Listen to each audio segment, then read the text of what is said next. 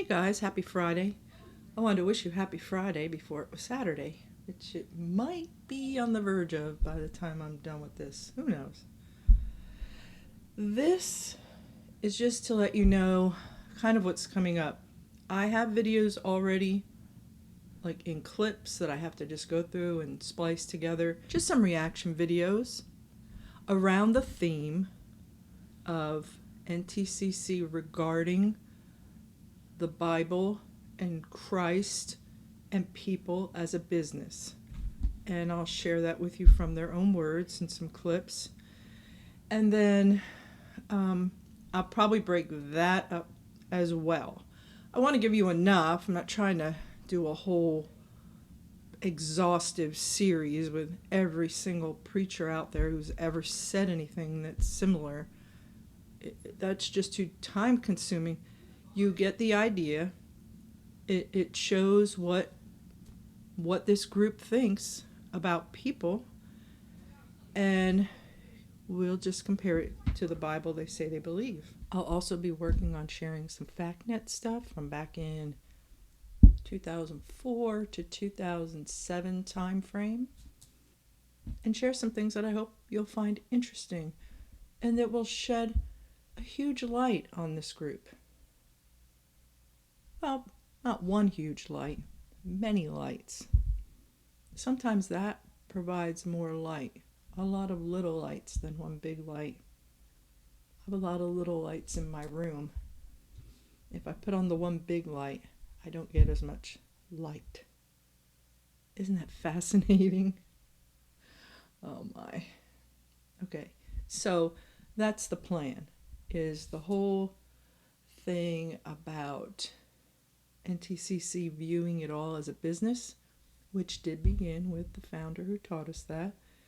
So just letting you peek into the past from this group and let you hear their own words about where they're at now and how they still think this way and how they view you if you are a church member, a minister, or someone who hasn't even crossed paths with them yet. I hope you have an amazing weekend. I have to say, my heart is really full. I've told that to a few people this week. Super full, like I haven't known in such a long time. It's been just everything to me to connect with some people, young, old, everything in between. I don't know what's in between that. Everything. The whole spectrum. And people that I never knew, and they just reached out and told me their stories. And one person told me something last weekend, I believe it was, and that coupled with two other stories that two separate people had shared with me, I was just bawling my eyes out because it felt almost a little overwhelming. Like, how do you keep people from being involved in this kind of thing, in this situation? You know, I really want, it's on my heart to talk about the servicemen's homes as well. And what I'm going to do is show where the servicemen's homes are and make sure that chaplains and that I put that out there for GIs to see. I think that's important. I don't know why I hadn't thought of it before. And just the whole serviceman's home atmosphere, which looking back now, I just think is creepy. But this one person was sharing with me why they left. I always want to know that. I always want to know how someone came in contact with the group. What was their experience like in? So this person who texted me, they were describing for me the atmosphere in the church they left. How someone, I guess a visitor, had come more than once. But that person didn't have an agreeable hairstyle, for one thing, the main thing. And they were making fun of this person. And I'm speaking mostly about the pastor. So this person who had been attending for a time saw that happen. And when they shared it with me, said that the main reason they left was because the pastor didn't behave in a way which matched anything in the New Testament as to how a pastor, a minister, servant should behave. And this person said, that young person came to the church looking for love. I don't believe they found it there. The pastor doesn't know he might have entertained an angel unaware. I love that. See, I'm not over it yet. I waited a week to even mention it, and I can't even do it without breaking down like a big baby. And I thought about that. What came to my mind were all these many long conversations, whether through texting or emails or on the phone for hours. And people with real stories, really, these aren't people who are disgruntled and who hate and are bitter. In fact, you know what I've found to be true of everyone that I've spoken to? It's how beautifully balanced they are. I'm drawn to people like that. I really am. People who don't just hold a line like, I hate that place, I don't want anybody to go. Whatever things I want that you'd think maybe people would say, who had suffered such loss of innocence, such loss of love, such loss of relationships, such loss of parents. And I mean loss as a direct, not an indirect result, a direct result of the doctrines and teachings and behaviors of pastors in this organization through the years, up to and including now. And I walked around this past week feeling I cannot even put words to it. I wish I could. I wish I could bottle it and give it to you. I really do. I wish it was some kind of healing thing like they used to hawk and sell back in Little House on the Prairie days. The snake oil salesman would come up. But it's not like that. This is just so beautiful. It's touched me deeply. Deeply. Every single person who has spoken with me recently, in some form or fashion, you are included in what I am saying because your life has touched me in a drastic, beautiful, lovely, restorative, amazing way. It's just a love. I have a love for you. I care about what happens to you. I care about what you're doing right now, where you're going, and that you're happy, that you're healthy, that you find something to replace what you lost with this group. I really, really do.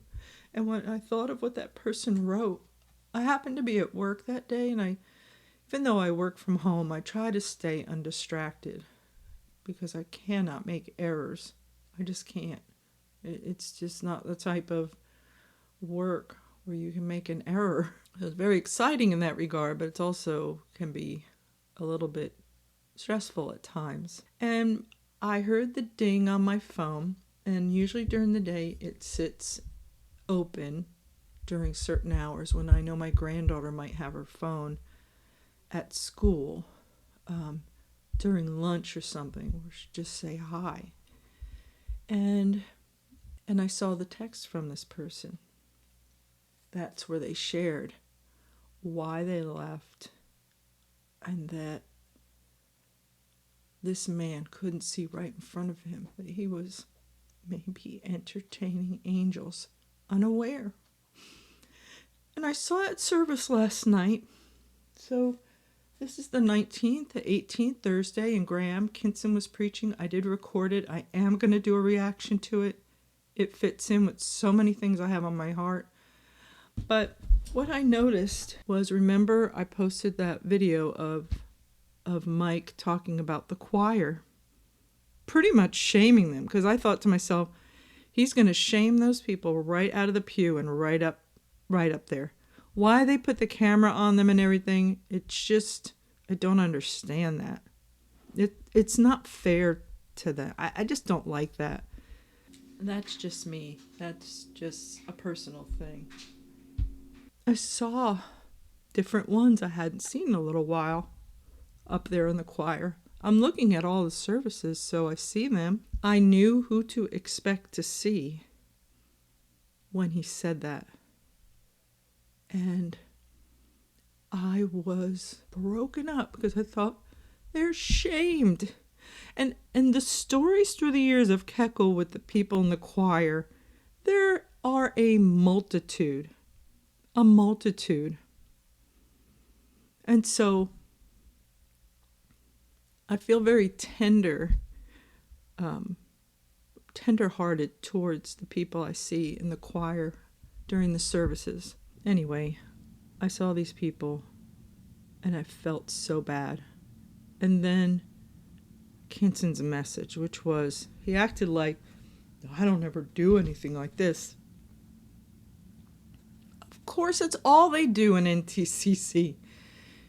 It's trying to scare people into not leaving because he knows there's a spirit of that there. He knows it. They know it because they've seen it a gajillion times since the start of this group. He knows. Anyway, we will go through that one. Clips of it, not the whole thing. I can't take the whole thing. Just yelling and screaming.